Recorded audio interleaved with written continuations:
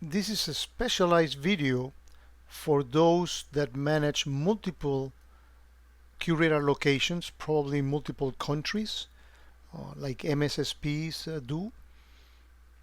And it's all about transferring components from a curator system into another with an extremely good level of support for documentation and without the limitation that the CMT tool has.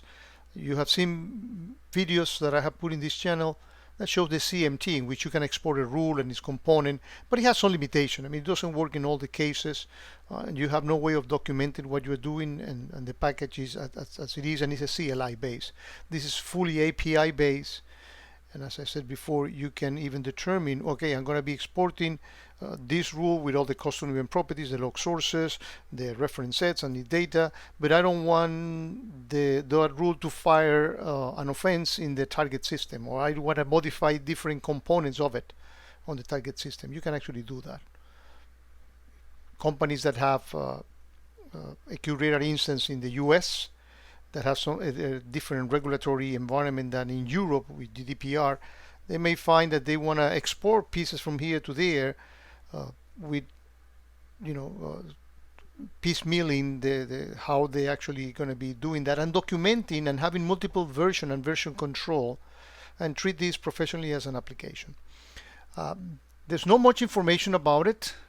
If you look at the documentation of the package, that's all it is. I will say that the important thing in here is that they provide this German IBM email address that you can contact them for them to tell you how much this will cost and how it works. I have no idea, other than it's not been free.